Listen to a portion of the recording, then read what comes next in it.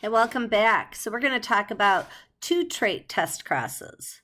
So just like in the one trait test cross, we're going to be looking at an individual that has the dominant characteristics, but we don't know if they are homozygous, so have two dominant characteristics, or if they are heterozygous.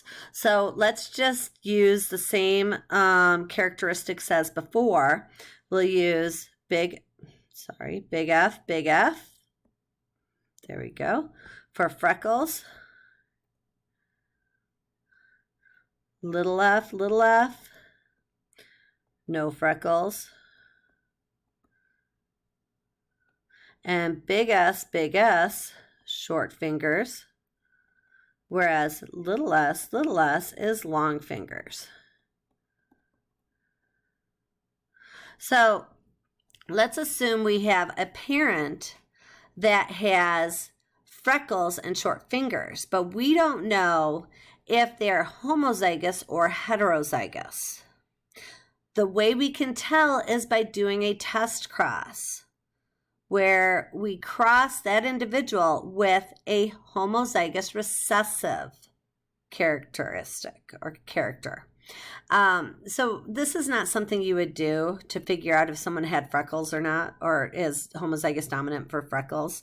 That would be really weird because, well, first off, we humans don't tend to have that many children. So test crosses are typically seen in animals like dogs, rabbits, snakes, stuff like that, maybe even fish, to produce offspring that are desirable for ownership, right? But we're just going to use this as our example here. So if a woman who is homozygous dominant for freckles and short fingers reproduces with a man who is homozygous recessive for both traits, then all of her children would have at least one big F and, well, then they'd have a little f, and one big S. So therefore, all the children would be dominant for both characteristics. They would have freckles and they would have short fingers.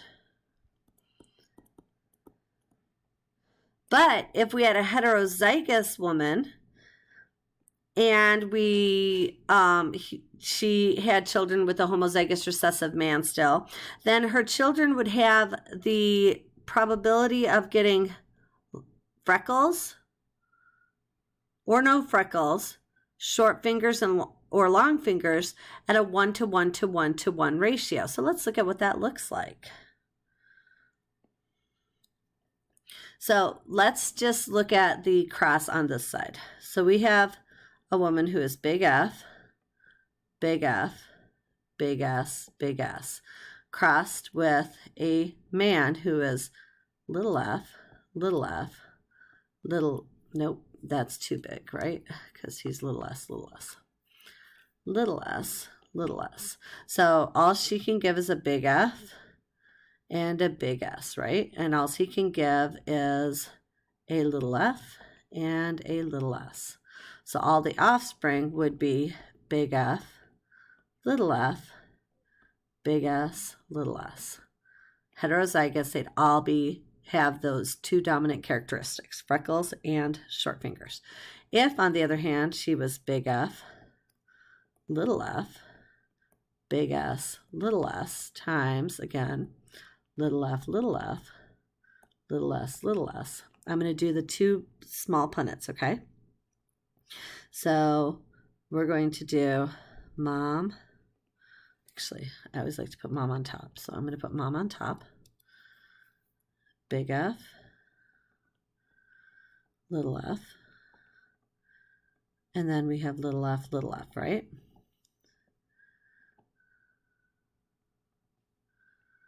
So the chance of getting big F, little f is 50%, right? And little f is 50%. So you could be 1/2 freckles and 1/2 no freckles. I'm just going to put no. So then let's go over here and let's do the S's. So again, we have mom, big S, little s.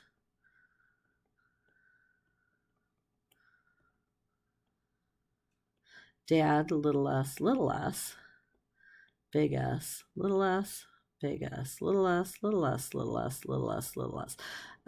So you have 1/2 short fingers and 1/2 long fingers, right? So to get freckles and short fingers, you'd have to do 1/2 times 1/2, which equals 1/4. That's freckles and short fingers. So I'm just going to put a big F, big S, okay? If I look at freckles and long fingers, so I'm looking at big F, little s, 1/2 times 1/2, and again I get 1/4.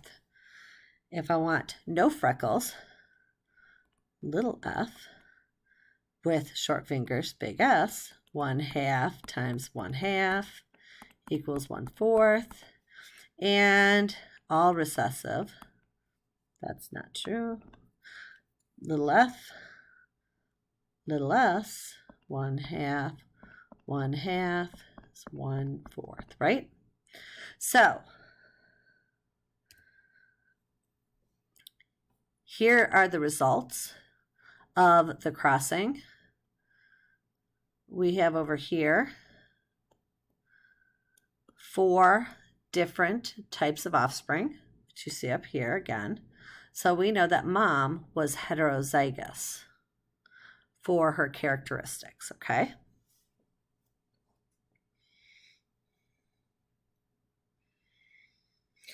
Okay, I'm going to stop here and we'll get into pedigrees and disorders associated with genetics, okay? Bye.